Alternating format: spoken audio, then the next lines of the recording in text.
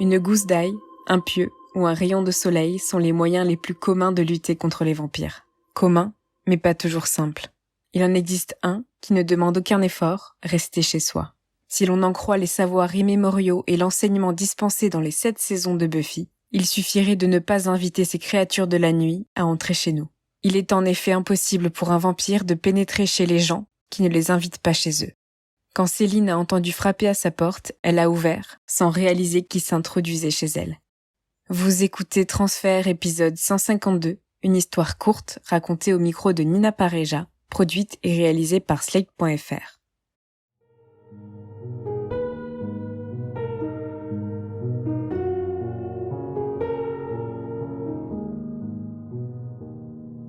On est en septembre 2016. Je viens d'avoir mon diplôme et de signer mon premier CDI. Le CDI commence par un séminaire à Marseille. On part 3 jours avec le département entier. Et je rentre un vendredi soir. Et le même soir, j'ai l'anniversaire d'une de mes meilleures amies. Il faut quand même que je repasse par chez moi pour déposer mes affaires. Je dis au revoir à mes collègues. Je me dépêche de rentrer chez moi. Et puis, dans tous les cas, je me dis que je vais rester une demi-heure. Je pose mes affaires et je vais repartir aussi vite que je suis arrivée. Il est à peu près 19h30, j'arrive chez moi, je pose mes affaires, je mets de la musique pour commencer à me mettre un peu dans l'ambiance et me préparer à la soirée. Je fais un peu de ménage, je commence notamment par la vaisselle et donc ma cuisine donne directement sur le palier. Donc là, j'aperçois un peu de lumière sur le palier et que cette lumière, elle reste allumée. Par curiosité, je regarde dans mon petit œil de bœuf et là, j'aperçois une jeune femme qui attend.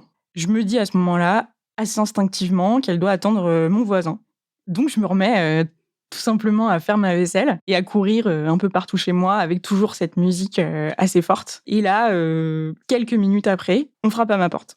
J'ouvre la porte et je vois cette jeune femme qui semble avoir à peu près mon âge, donc autour de 22-23 ans. Elle a les cheveux courts et les yeux assez clairs. Elle est habillée très simplement, des baskets, un jean, un petit pull. Et elle a pas de manteau, ce qui m'étonne sur le coup, puisque c'est vrai qu'il pleut beaucoup. Et pas de sac non plus. Et tout de suite, je sais que c'est pas quelqu'un de l'immeuble, puisque c'est un tout petit immeuble qui fait 2 étages, dans lequel j'habite depuis quelques années, donc je connais plutôt bien les voisins. Il y a un détail qui m'étonne et qui arrête un peu mon regard, c'est qu'elle tient dans les mains une boîte de raviolis. 3 fromages, Leader Price. Et là, elle me dit est-ce que tu peux chauffer mes raviolis ? Ma première question avant de lui répondre, c'est comment t'es rentrée dans l'immeuble ? Et elle me raconte à ce moment-là qu'elle a suivi une dame qui lui a permis de rentrer dans l'immeuble, qu'ensuite elle a suivi cette dame, elle a frappé chez elle, elle lui a demandé la même chose, à savoir est-ce qu'elle pouvait chauffer ses raviolis. Et la dame lui a répondu qu'elle n'avait pas de micro-ondes. Donc quand elle me dit ça, je me doute qu'elle parle de ma voisine du premier étage et que donc elle est montée, peut-être en entendant ma musique, au 2e étage où je me trouve.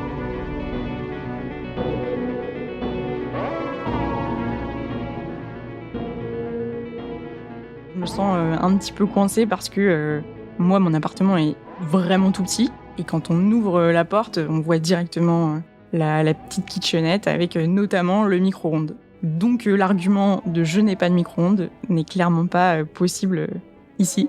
Donc je réfléchis un petit peu et je finis par lui dire oui, en me disant que ça va être ma bonne action de la soirée, qu'il pleut beaucoup dehors, que si ça peut l'aider, moi ça me coûte pas grand-chose, donc j'accepte de chauffer ses raviolis. En me disant aussi que ça va me prendre 2 minutes sur mon planning et que c'est quand même pas grand-chose. Et elle enchaîne avec une 2e question. Elle me demande si, en attendant, elle peut rentrer chez moi. J'hésite un peu, mais pas très longtemps, puisque je me dis que c'est vrai que le palier est tout petit, on entend la pluie, elle peut juste rentrer devant et ça va prendre 2 minutes et elle pourra repartir. Donc, encore une fois, j'accepte. Je lui dis oui. Et elle rentre chez moi, elle passe le palier et on ferme la porte. Et elle enlève ses chaussures. Et je comprends qu'en fait, elle compte passer un peu plus de temps, puisqu'elle part tout de suite dans mon salon.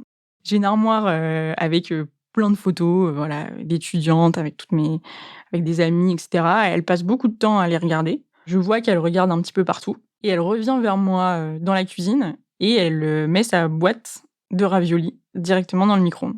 Moi, je lui montre le bouton qu'elle doit tourner pour allumer le micro-ondes et ça démarre. Et en fait, au bout de 5 secondes, voilà, on commence à entendre des bruits bizarres et je comprends que en effet, c'est vrai, il ne faut pas mettre d'alu ou de boîte de conserve comme ça, directement dans le micro-ondes. Et du coup, je me retrouve, un peu coincée puisque, la seule solution à ce moment-là pour chauffer ces raviolis, c'est de les retirer de la boîte de conserve et donc de les mettre, dans une assiette. Donc, c'est ce que je fais et je mets l'assiette, au micro-ondes. Elle retourne, pas mal dans mon salon, toujours, très observatrice sur les photos, sur, les livres et j'essaye de lui poser des questions, mais soit elle ne répond pas, donc elle ignore complètement mes questions, soit ses réponses sont très, très brèves. Par exemple, je lui demande, si elle a un endroit, où dormir et à cette question, elle ne me répond pas. Elle passe pas mal de temps sur des livres qui sont en plus mes livres de recherche, que j'ai utilisés pour mon mémoire, assez spécifiques et je vois qu'elle les feuillette beaucoup et je lui demande si elle les connaît. Donc elle me dit «oui». Assez instinctivement, je me dis qu'elle est peut-être étudiante puisqu'on a le même âge, et que c'est des livres, d'études. Je lui demande et elle me répond que oui, en effet, elle est étudiante. Donc je lui demande ce qu'elle étudie, toujours pour essayer d'avoir des informations et puis aussi de créer, un début de conversation, puisque pour l'instant c'est un peu à sens unique et elle me répond qu'elle étudie l'art, sans préciser donc j'arrête ici mes questions sur ses études. Elle a beaucoup regardé mes photos, mes livres, mais moi je me dis aussi, peut-être qu'elle regarde, ce qu'elle pourrait, prendre avec elle. Donc j'ai quand même, 2 ordinateurs parce que j'ai le mien et j'ai celui du travail. J'ai un bel appareil photo, enfin voilà, c'est un tout petit espace, donc il y a pas non plus, grand chose à prendre. Mais je commence à m'inquiéter, à me poser des petites questions sur ce qu'elle fait, vraiment chez moi, quoi.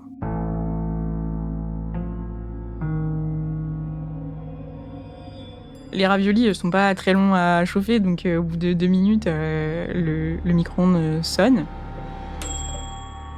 Elle s'assoit sur un tabouret avec, la petite, table basse et je comprends, très bien à ce moment-là que, elle va manger ses raviolis, chez moi. Elle prend l'assiette et elle commence à manger. Je suis en face d'elle, moi je suis assise, sur mon lit. Je continue d'essayer de lui poser des questions, mais elle me répond pas beaucoup. Par contre, elle me fixe constamment dans les yeux, ce qui est pas forcément très habituel et qui me déstabilise un petit peu quand même, sur le moment. Je sens qu'elle commence à être un petit peu installée et moi, je regarde, quand même beaucoup, l'heure qui tourne parce que j'ai toujours en tête que je dois, courir, à mon anniversaire et que j'ai pas trop le temps de m'attarder. Donc je lui dis et je lui fais savoir que je suis un peu pressée parce que j'ai, l'anniversaire d'une de mes meilleures amies juste après. Et à ce moment-là, elle me répond qu'elle peut venir avec moi à cet anniversaire. C'est pas une question, c'est pas: «Est-ce que je peux venir avec toi?» c'est, «Je peux venir avec toi», de façon assez affirmative. Ça me met un peu mal à l'aise et je lui réponds que non, malheureusement, c'est pas possible parce que, c'est un petit anniversaire, avec, des gens que je connais bien et qu'on n'a pas prévu de ramener, plus de monde que ça. Donc, je lui dis que je suis pas très à l'aise avec cette idée, quoi. Elle me répond: «OK», sans trop insister, donc je me dis: «Ça va, elle a compris, elle va pas insister». Autant au début, je lui posais beaucoup de questions, j'essayais d'en savoir plus sur elle et en fait, à chaque fois, soit elle répond pas, soit elle rompt le dialogue assez vite.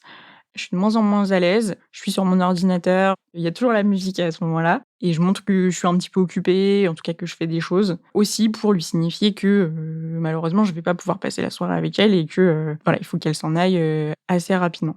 Mais elle me fixe constamment dans les yeux et tout en me fixant, elle me lance, «Tu peur, hein?» Et moi je lui réponds à ce moment-là en essayant d'avoir confiance en moi, que non, j'ai pas peur, pas du tout, mais que, j'ai pas forcément l'habitude de recevoir, des gens comme ça chez moi.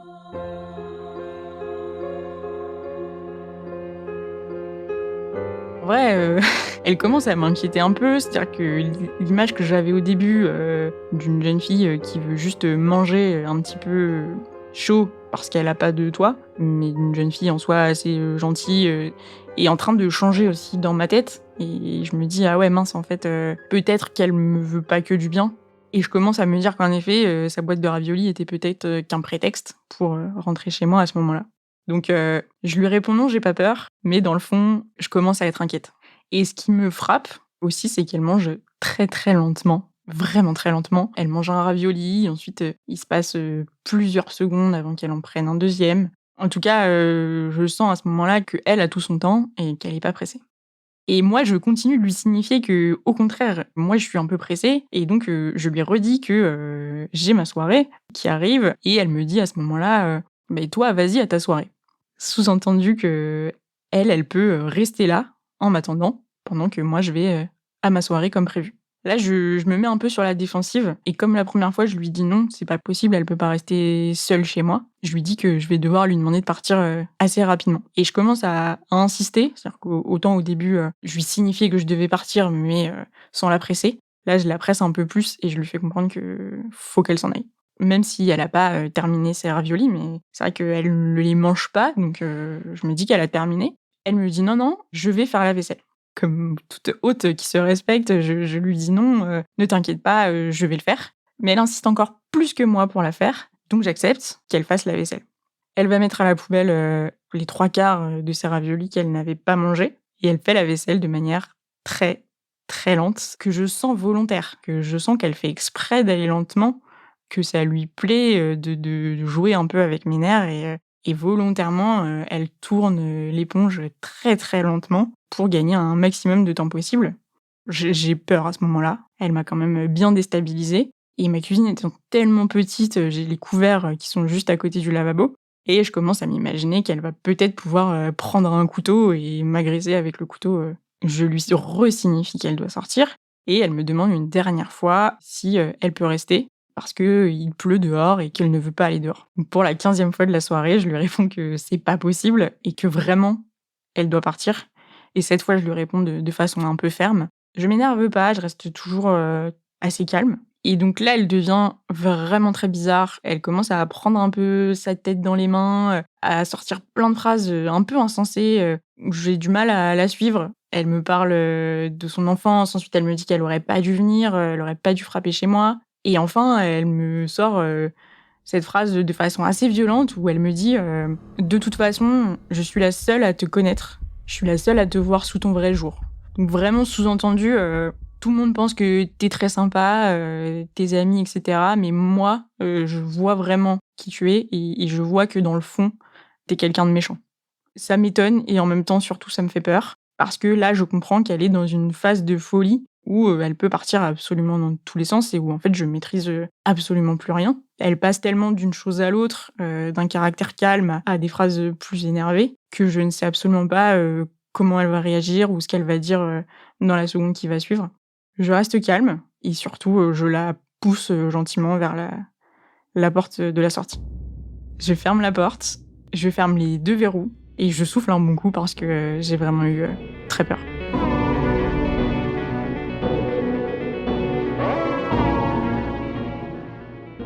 J'essaye de reprendre un peu mes activités et surtout je vois très vite qu'elle ne descend pas et qu'elle reste sur le palier.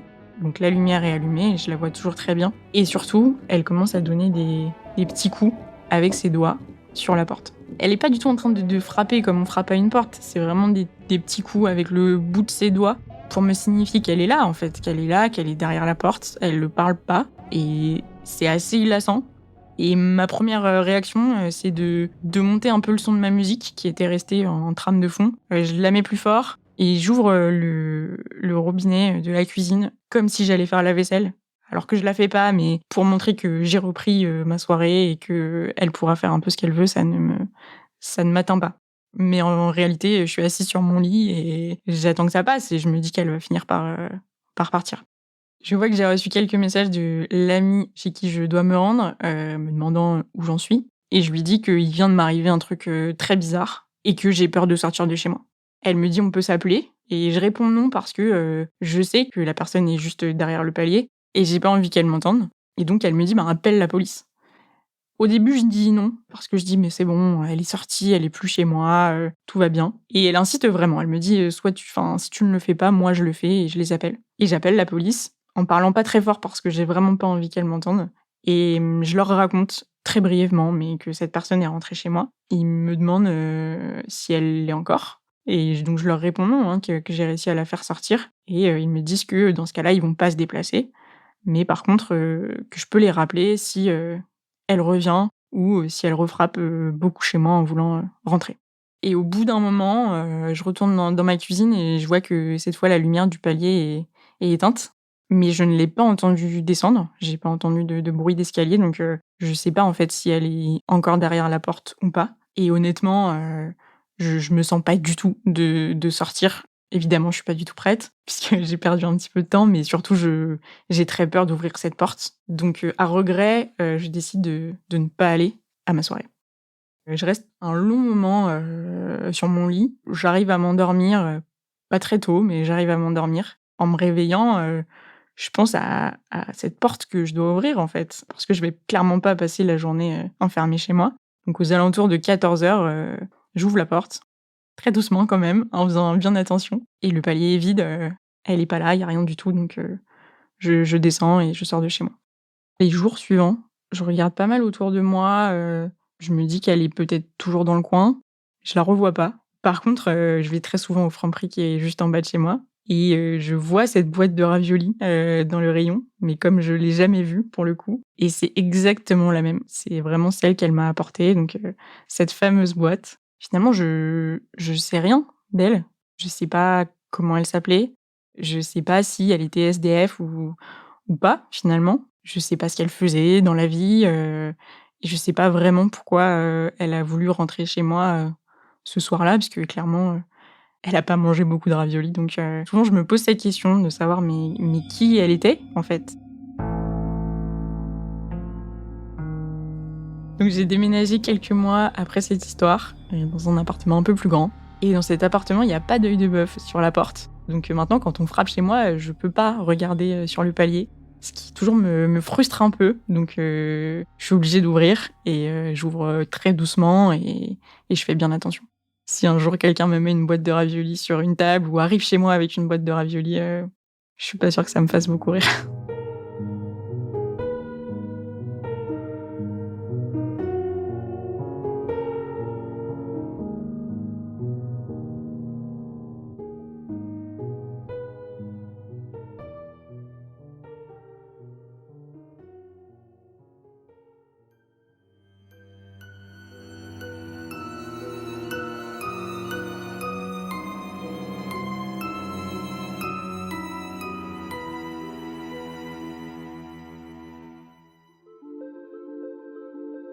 Vous venez d'écouter une histoire courte de transfert. Un épisode raconté au micro de Nina Pareja, produit et réalisé par Slate.fr sous la direction de Christophe Caron, Benjamin Septem-Ours et Sarah Koskiewicz avec Aurélie Rodriguez et Victor Benamou. Retrouvez tous les épisodes de Transfert sur Slate.fr ou sur votre application de podcast préférée.